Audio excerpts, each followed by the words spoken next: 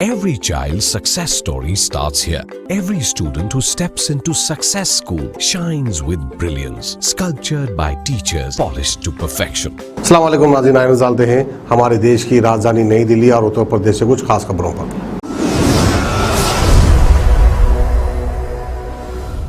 देश इस वक्त कोरोना का प्रकोप झेल रहा है। अगर इस वक्त थोड़ी सी भी लापरवाही की गई तो देश को कोरोना की तीसरी लहर का सामना करना पड़ सकता है।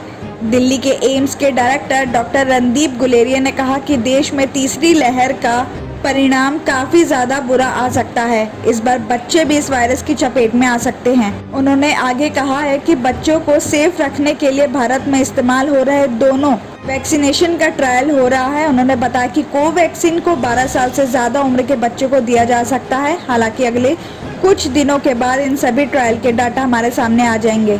डॉक्टर रणदीप गुलेरिया ने बताया कि जल्द से जल्द अगर कोरोना की इस चेन को नहीं तोड़ा गया तो इसके गंभीर परिणाम हो सकते हैं। जिस तरह से पहली लहर में बुजुर्ग और दूसरी लहर में यंगस्टर सबसे ज्यादा प्रभावित हुए, ऐसे में हो सकता है कि तीसरी लहर में बच्चे इससे सबसे ज्यादा प्रभावित हो। फिलहाल जितना जल्दी हो सके हमें बच्चों पर हो रहे वैक्सीनेशन के ट्रायल को जल्द ही खत्म करके उन्हें भी वैक्सीनेट कर देना चाहिए ताकि वो कम से कम संख्या में संक्रमित होने से बच सके। साथ ही डॉक्टर गुलेरिया ने कहा कि इस टाइम हमारे सामने जो आंकड़े आ रहे हैं इसके मुताबिक इस बात की संभावना है कि कोरोना की दूसरी लहर से अगले 4 से 6 हफ्तों में देश को राहत मिल सकती है। 15 या 20 मई से दिल्ली और इसके आसपास के इलाकों में तेजी से मामले कम होंगे।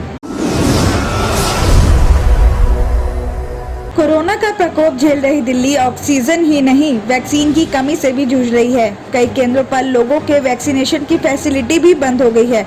दिल्ली के स्वास्थ्य मंत्री सत्येंद्र जैन का कहना है कि राजधानी में कोवैक्सीन की सिर्फ 1 दिन की ही डोज बची है।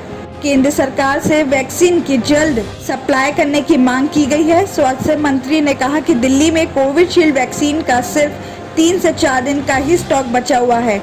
ऐसे में टीकाकरण अभियान पर असर पड़ सकता है। उम्मीद है कि जल्द ही केंद्र से हमें वैक्सीन की डोज मिल जाएगी।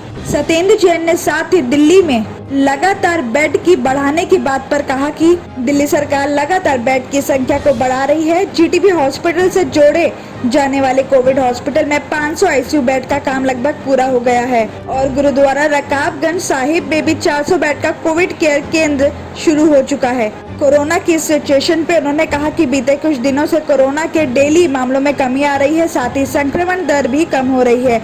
ऐसे में लग रहा है कि कोरोना जल्द काबू में आएगा, लेकिन सरकार अपनी तैयारियों में किसी भी तरह की कमी नहीं छोड़ेगी।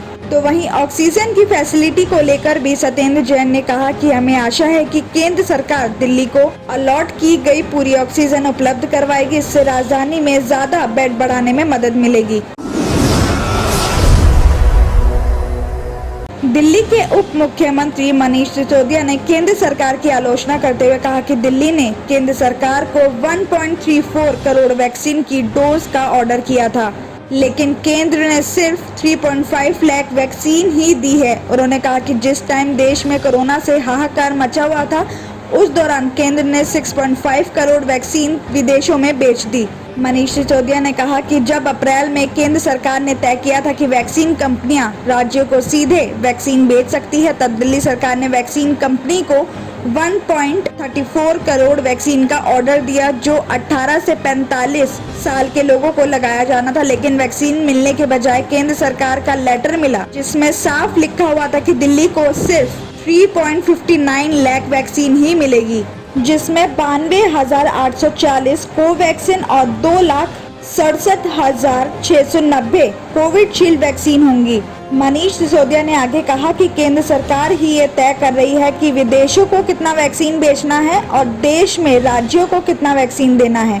केंद्र सरकार ने 6.5 करोड़ वैक्सीन विदेशों में भेज दी है। अगर ये वैक्सीन देश के लोगों को लगाए जाते तो पिछले 2 महीनों में देश में लाखों की संख्या में लोगों की जान नहीं जाती। सिसोदिया ने कहा कि केंद्र सरकार को अब वैक्सीन उपलब्ध करवानी चाहिए जिससे जल्द से जल्द लोगों का वैक्सीनेशन हो सके। खबर आ रही है कि बहन की शादी के लिए लड़का देखने आया भाई, उसको गोली लगने से मौत हो गई। खबर मिर्जापुर गांव से है, जहां 5,000 रुपए के विवाद में रविवार रात निलौनी गांव के 4 युवकों ने फायरिंग कर दी। इसमें एक राहगीर की गोली लगने से मौत हो गई। राहगीर प्रवेश जेवर के लोदाना गांव से बहन की शादी के लिए लड़का देखने मिर्जापुर आया था। खबर मिलने पर पहुंची पुलिस ने आरोपी को गिरफ्तार कर लिया है। पुलिस ने चारों आरोपियों पर केस दर्ज किया है। पुलिस ने बताया कि मिर्जापुर गांव के रहने वाले राहुल किराए पर टैक्सी चलाता था। राहुल ने 2 महीने पहले अपनी एक पुरानी गाड़ी 55,000 रुपए में निलौनी गांव के परवेज से सौदा तय किया था। परवेज ने उसे एडवांस पेमेंट में 5,000 रुपए दिए थे, बाकी के 50,000 रुपए बाद में देने की बात कही थी।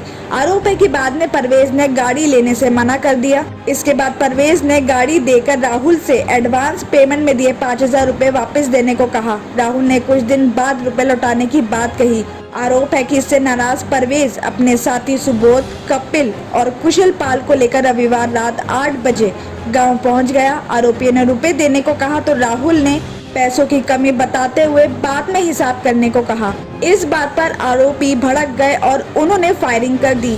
इसके मौके पर भगदड़ मच गई। फायरिंग के दौरान रास्ते से गुजर रहे जेवर के लोदोनो के रहने वाले प्रवेश की जांघ में गोली लग गई। घायल प्रवेश को वहां के लोगों ने ग्रेटर नोएडा के प्राइवेट हॉस्पिटल में एडमिट करवाया, लेकिन ट्रीटमेंट के टाइम उनकी मौत हो गई। इस घटना के बाद उस गांव के लोग इकट्ठे हो गए और उन्होंने आरोपी सुबोध को पकड़कर मारपीट की। खबर मिलने पर पहुंची पुलिस ने आरोपी को गिरफ्तार कर लिया। इस मामले में एडीसीपी विशाल पांडे का कहना है कि चारों आरोपी के खिलाफ केस दर्ज कर लिया है और एक आरोपी को गिरफ्तार कर लिया गया है। बाकी 3 आरोपियों को जल्द गिरफ्तार किया जाएगा। इस वारदात में यूज किया गया तमंचा और बाइक भी बरामद कर ली गई है। किडनी के अमराज से परेशान मायूस लोगों के लिए खुशखबरी। R&S यूनानी फार्मेसी किडनी और गॉल ब्लैडर स्टोन के खात्मे का जरिया। अब UNI स्टोन कैप्सूल्स के जरिए खात्मा कीजिए। No operation, no side effects, 100% result. सिर्फ UNI स्टोन कैप्सूल से मुस्तहिक लोगों के लिए खुसूसी रियायत। फिर से पथरी न होने का मुकम्मल इलाज। दर्द, कॉन्स्टिपेशन और पुराने कब्ज से निजात पाइए। आज ही तशरीफ लाएं। R&S यूनानी pharmacy, 1st floor, syndicate bank, Bahadurpura X road, Hyderabad. Contact 9703 939 436 9063 383760।